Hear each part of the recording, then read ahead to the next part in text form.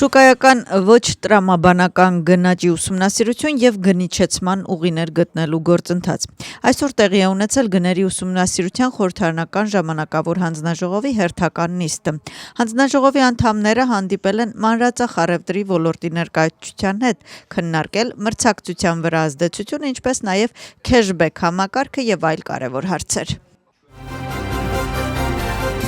Բոլորը տեսնում են, թե ինչ է կատարվում Վրաստանում, երբ Ռուսաստանը հաղթում է։ Մենք պետք է ժողովրդավարության անվտանգության ցանց տարածենք մեր մայրցամաքում, ասում է Եվրամիության ընդլայնման հարցերով հանձնակատար Մարթա Կոսը։ Նա ուշադրության է հրավիրում Վրաստանում ստեղծված դրամաշնորհների մասին նոր օրենքը, որը նրա խոսքով հարձակվում է երկրի ժողովրդավարական եւ քաղաքացիական տարածքի վրա եւ ավելի է հեռացնում երկիրը իր եվրոպական ապագայից։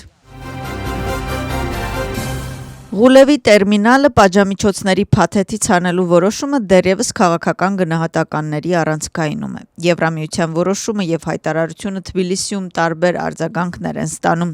Հիշեցնենք, որ դա հայտնի դարձավ Եվրամիության պատժամիջոցների հարցերով հատուկ ներկայացուցիչ Դեյվիդ Օ'Սալիվանի նամակից հետո, երբ նա ուղարկեց Վրաստանի արտաքին գործերի նախարար Մակա Բոճորիշվիլիին։ Մի քանի օր առաջ Վրաստանում Գերմանիայի դեսպան Պիտեր Ֆիշերը հայտարարեց, որ վրացական տերմինալ կներառվի պատժամիջոցների հաջորդ փաթեթում։ Նախատեսվում է դրա ներկայացումը եւ համապատասխան ապացույցների ներկայացումը, սակայն Սալիվանի հայտարարության մեջ ոչինչ չի ասվում ապացույցների մասին,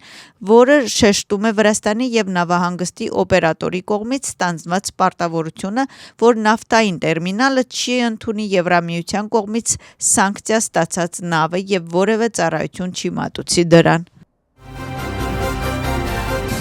Անկեղծորեն պետք է ասեմ, որ Հայաստանի եվրաինտեգրման ճանապարհին ամենամեծ խնդիրը Եվրամիության եւ Վրաստանի միջև քաղաքական երկխոսության սառեցված վիճակն է։ Վրաստանը մեր ուղին է դեպի Եվրամիություն։ Մենք ընդունեցինք Հայաստանի Եվրամիության անդամակցության գործընթացի մեկնարկի մասին օրենքային բանից հետո, երբ Վրաստանին շնորհվեց թեկնածուի կարգավիճակ։ Սա շոշափելի դարձրեց Հայաստանի Եվրամիության անդամակցության հեռանկարը։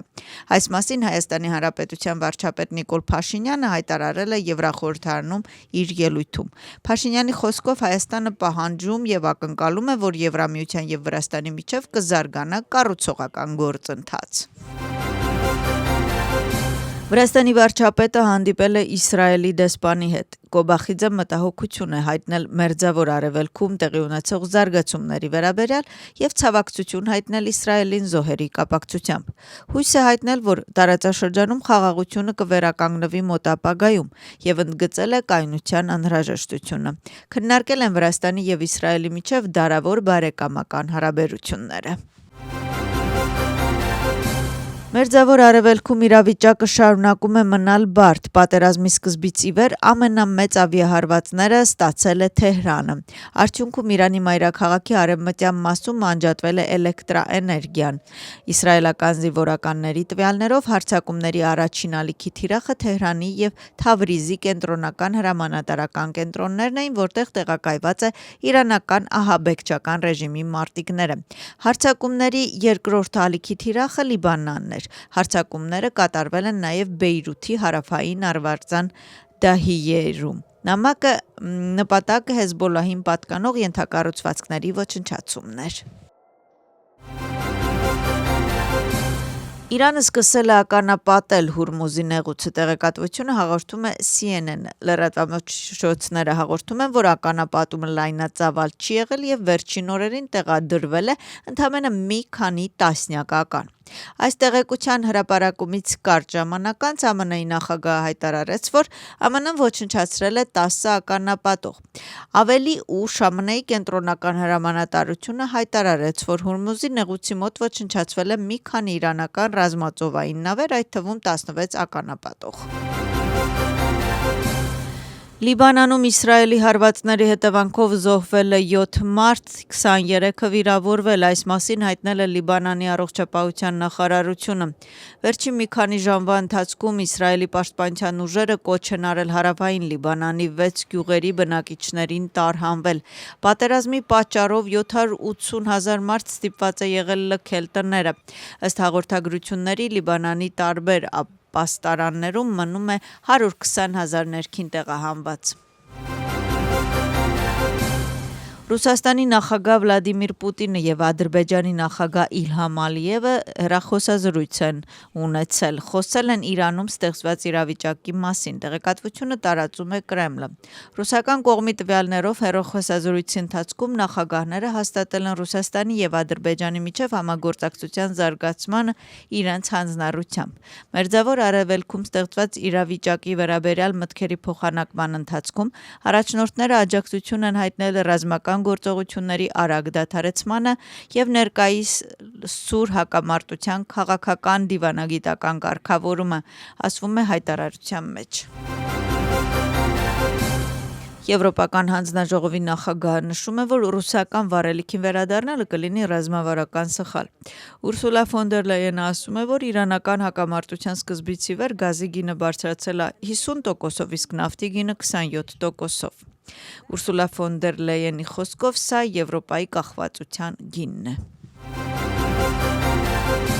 Նավթի գինը գլոբալ մասշտաբով նվազեց, Brent տեսակի նավթի 1 բարելի գինը $88 է, իսկ մի քանի օր առաջ այն կազմում էր $120։ Միջազգային էներգետիկ գործակալության անդամները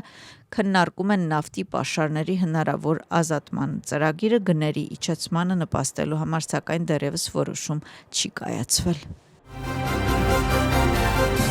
Վրաստանի վարչապետ Իրակլի Կոբախիձեն հանդիպել է Bybit միջազգային ֆինանսական ծառայությունների հարթակի համահիմնադիր եւ գործադիր տնօրեն Բեն Չոուի հետ։ Վարչապետը ողջունում է առաջատար միջազգային ֆինտեխ ընկերությունների հետաքրքրությունը Վրաստանի նկատմամբ, ինչը եւս մեկ անգամ հաստատում է Վրաստանի ներդրումային միջավայրի գրավչությունը եւ երկրում առկա հնարավորությունները ֆինանսական նորարարությունների եւ թվային ակտիվների ծառայությունների առումով։ Ընդգծվել է վրացական տնտեսության զարգացման դրական դինամիկան։ Նշվել է, որ երկրի միջին տնտեսական աճը 2021-ից 2025 թվականներին կազմել է 9.3%։